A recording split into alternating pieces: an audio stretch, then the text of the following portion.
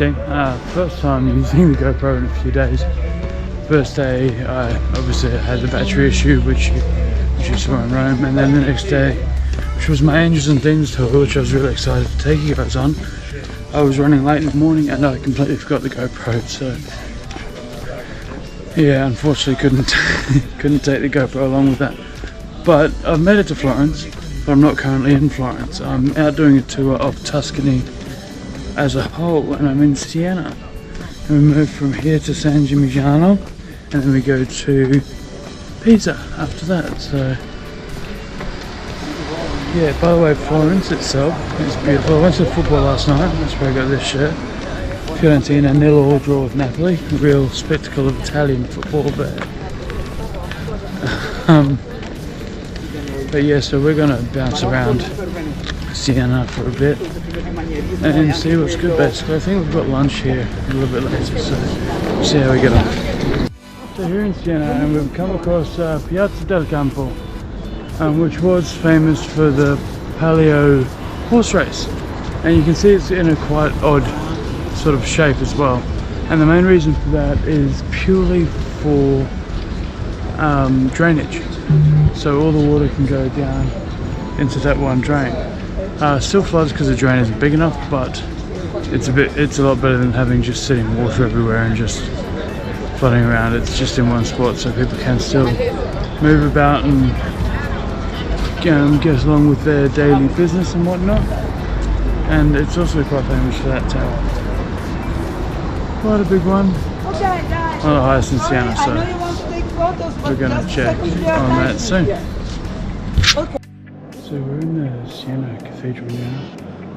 Got my Fiorentina shirt on, which probably isn't the greatest thing to wear because apparently Siena and Florence are quite big rivals, but some of this artwork is genuinely just breathtaking. You've got the pipe organ up there.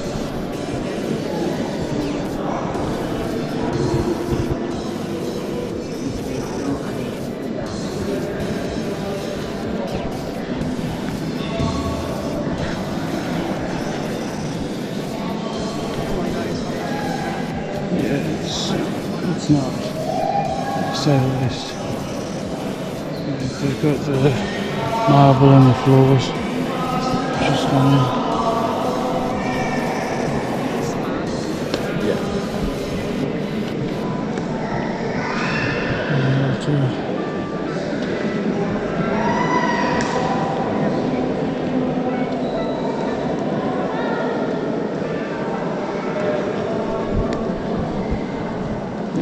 It's a little bit special, I think. I think it's special. Again, the church and their architecture and artwork there's something to behold, even if their practices aren't. Just wandering around Siena now, and it is one of those old rustic towns, and it is really quite pretty. And that view just there, which I've randomly just come across. Perfect timing for that. Yeah, so another interesting fact about Siena is that it's not actually a Roman city. It's an Etruscan city. The Etruscans were the people who were in Italy pre-Rome. So before the Romans, so it's actually older than Rome and the Romans, which is, I found that quite interesting. Yeah. So much more to say about that, really. If I'm honest, I don't really know. I don't know much more that I can say about that. So, but I just thought it was really, really cool. It's obvious a lot of reds and oranges and things like that on the buildings here. It's obviously with bricks on that side, and then you've got different kinds of materials on that side. Stone of some sort. I'm going down quite a big hill now, which makes me nervous because basically just means I'm going to have to climb it again. But I'm on a mission at the moment. You see, I woke up a little bit late this morning. I fell asleep late and woke up a bit late this morning. And in my rush, I left my vape at home. I remembered my GoPro this time, but I left my vape back at the hostel, so I am actually just kind of hoping it's still there when I get back, because you know it is a hostel, things can disappear, but for now, just trying to find a vape shop that sells like single-use ones, the disposables. But yeah, we'll see how we go on that one, I guess, really. There's one just around the corner here, so I'm going to check it out and see how I get on. I do have lunch in about an hour as well as part of this tour, so that should be good too.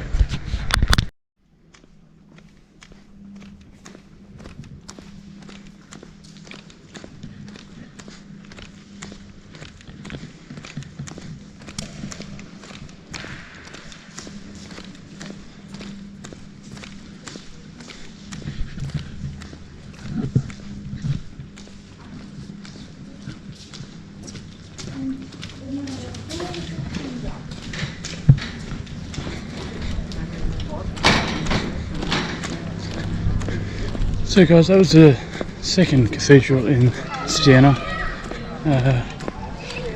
Basilica di San Francesco. Very well done in a Gothic style, which was different to most churches that I've seen in Italy so far, which is kind of cool.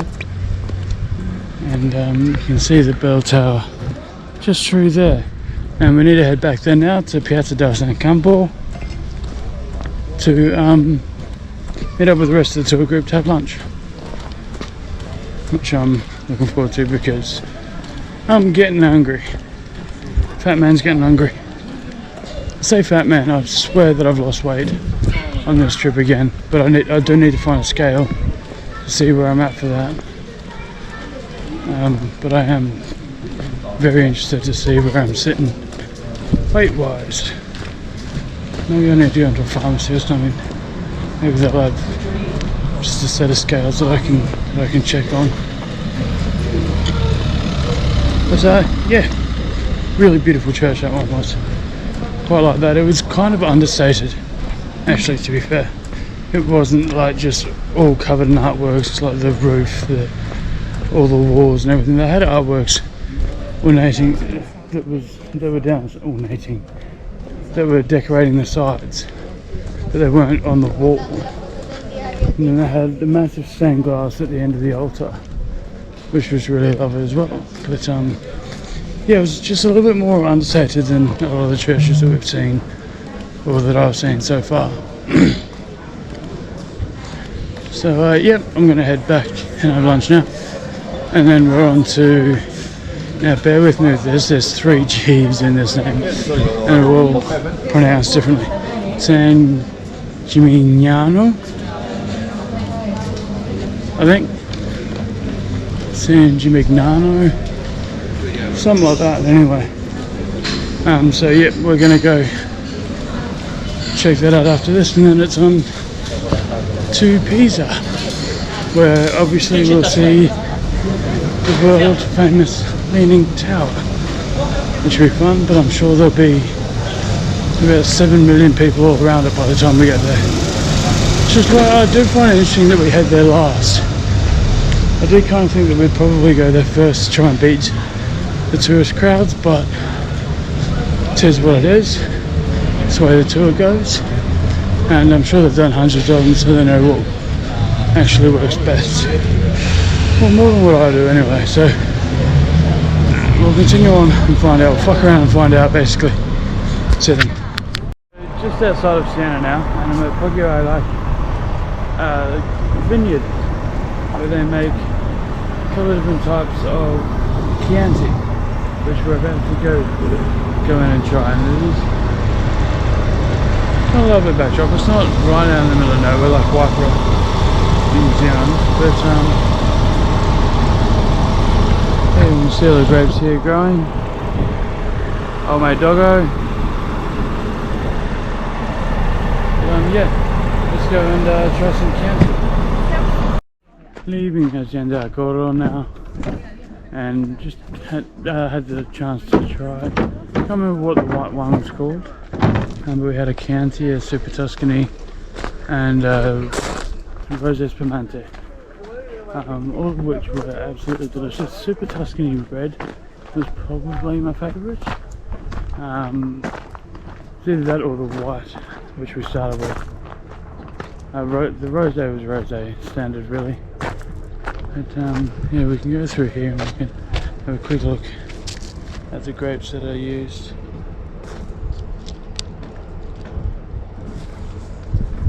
For their wine here, just outside of San Gimignano, whatever the hell,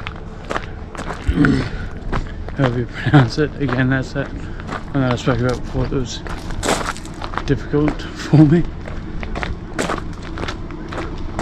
But yeah, absolutely lovely. This tour in general, I think even just for the dinner and wine has been worth it. We haven't even gotten to Pisa or anything yet. I just wanted to come out here and show you the rest of the vineyard as well. Oh, a bit more of the vineyard, I guess.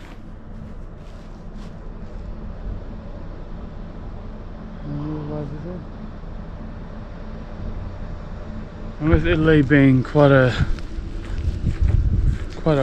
hot and especially at the moment quite dry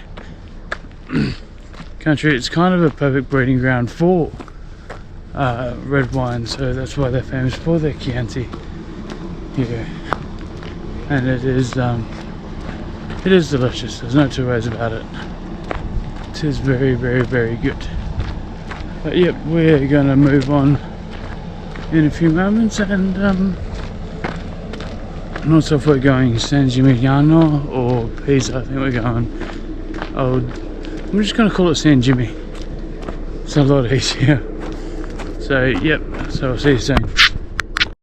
So obviously now we've finished our wine tasting. We've made it to San Gimignano. You got it right that time. Have a look at that. And it's a nice little village on the top of a hill. It definitely seems like it would be very well prepared for an invasion of any description. But you can see what looks to be fortresses down there as well. Really nice village. Really looking forward to exploring it. There are a couple of towers that I really want to get up, but we'll see how I get on for that.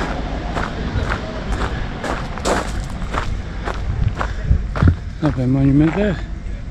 But yeah, we'll see how I get on for that. So, made it to the top of the tower at San Gimignano. Because I'm me, I'll always do that. It was the worst enemy of stairs, but made it. And again, one of those ones that's absolutely well worth it. Oh, look at that.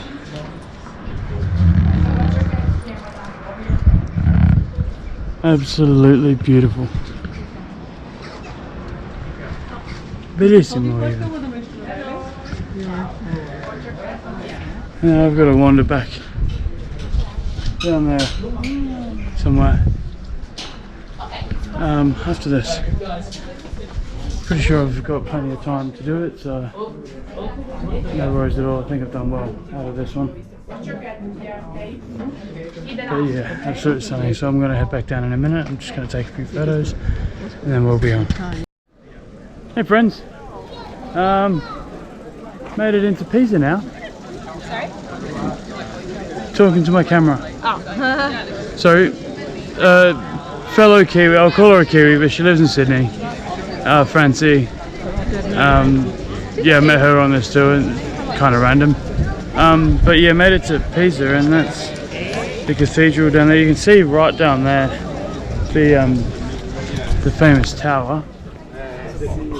And it's not as busy as what I thought it was going to be. So I think they might have done the tour just right, it would seem.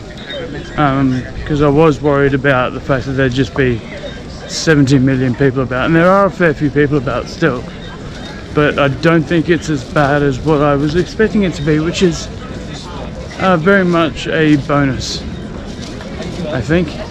And of course there's people doing their funny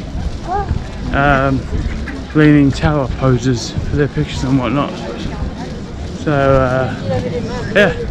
yeah,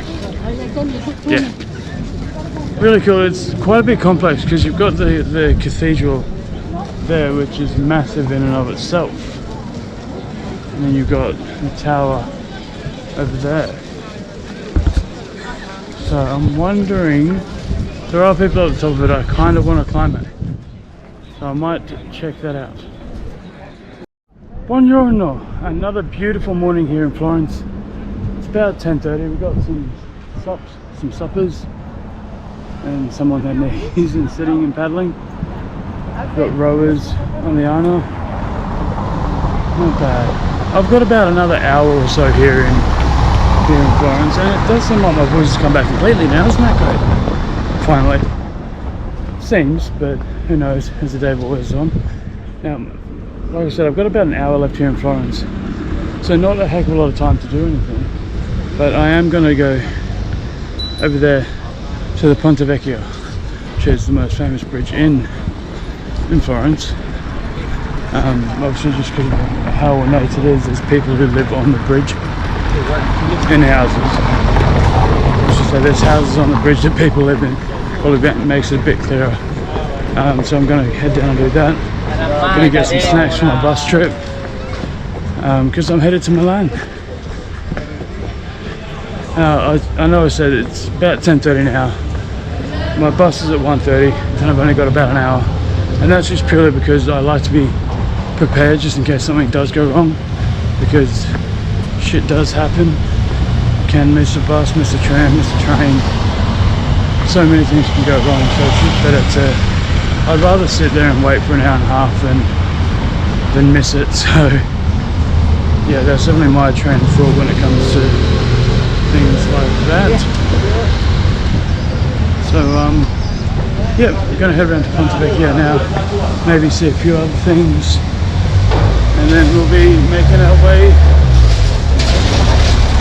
to Milan. And just another side note on this, actually, it's my birthday tomorrow, so I'm spending my my 33rd birthday in Milan, which will be lovely. And also tonight I've got Inter Milan versus Cremonese, so another football game, because I love my fucking football. And I did buy tickets for while I'm in Nice, for Nice v Monaco, which is a nice good local rivalry, only just up the road from each other, so that should be, might be a little bit spicy, and it was really cheap as well compared to some of the other tickets. So I have paid up to €40 for a ticket so far. I think that was Fiorentina, the game I went to the other day. But this game in Ligue 1, the French league, is only €16, so $30, give or take, which is a lot nicer to deal with as opposed to $70 for the other game. So and the worst part about that game was it was a 0-0. We didn't even see any goals, so spent that amount of money for not much. It's a bit disappointing, but yeah, have a look at that. That's cool. Private property, so we can't really go in and check it out, but really quite cool that. But yeah, for now I'll stop talking and I'll catch you later. So I was walking past the street, I look down it and I see some beautiful buildings in a square, and I learned that it's a Piazza della Signore, so the Della Signore Plaza, and that building there behind me, that one, is the Palazzo Vecchio, so the Vecchio Palace. It goes in hand with the bridge that we just crossed. So I'm just going to take a moment to walk around Piazza della Signore and show you some of the stuff that's around here, because it's quite phenomenal, really. Look up there.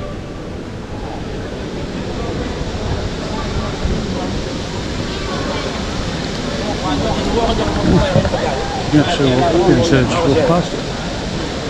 That's nice.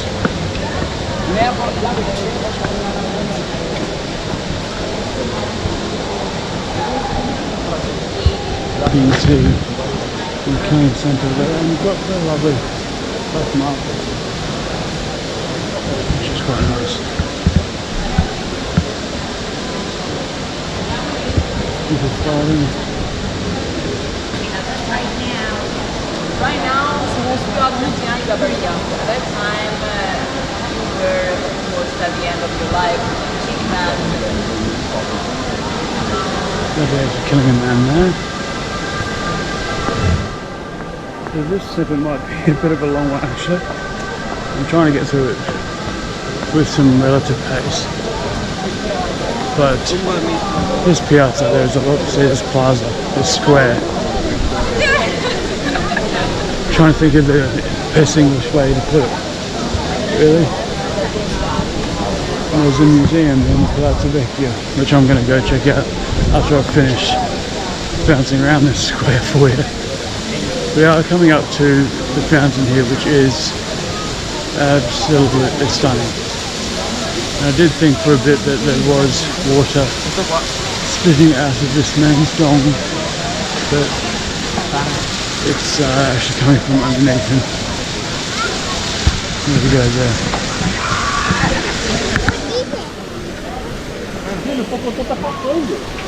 Isn't that beautiful?